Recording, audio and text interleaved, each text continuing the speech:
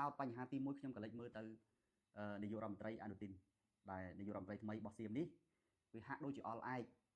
ឬក៏តដិតមាត់បើភាសាខ្មែរយើងហៅតដិតមាត់ចង់និយាយថាយើងក៏លេចមើលទៅនាយករដ្ឋមន្ត្រីអនុទានរបស់ថៃនេះគឺហាក់ដូចជាសេះមួយក្បាលដែលកំពុងតែអូសនឹមមួយម្នាក់ឯងនិងរទេះមួយម្នាក់ឯងដែលរងសម្ពាធឬក៏រងរំពាត់អំពីអ្នកអង្គុយរទេះគឺម្ចាស់ខ្លួននឹងដល់ទៅ2នាក់អានេះតាមអ្វីដែលខ្ញុំមើលឃើញហើយបងប្អូនប្រហែលជាមើលឃើញដូចខ្ញុំដែរម្ចាស់ទាំង2នាក់របស់អនុទាននោះគឺជាម្ចាស់ដែលមានអំណាចកម្ពុជាទៀត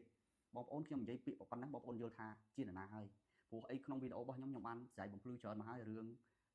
អំណាចកម្ពុជារបស់ថៃគឺមានន័យថានាយករដ្ឋមន្ត្រីមិនមែនជាអ្នកដែលកាន់អំណាចកម្ពុជាទេបងប្អូនក៏មើលឃើញដូចខ្ញុំចឹងដែរម្ចាស់ដែលជិះលើរទេះហើយព្យាយាមបររទេះសេះ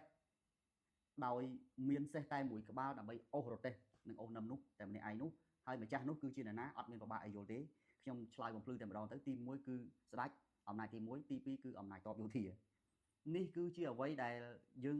ក៏លេចឃើញហើយក៏បានដឹងថានៅក្នុងស្រុកសៀមនេះនាយករដ្ឋមន្ត្រីមិនមែនជាអ្នកកាន់អំណាចកម្ពុជាទេខ្ញុំនិយាយទៅតាមអ្វីដែលខ្ញុំមើលឃើញហ្នឹងហើយតែប៉ុណ្្នឹងទេហើយសូមឲ្យបងប្អូនពិចារណាផងខ្ញុំនិយាយនេះមិនឲ្យបងប្អូនជឿខ្ញុំទេតែបងប្អូនតាមដានព័ត៌មានរបស់គ្នាហើយសូមមេត្តាពិចារណាផង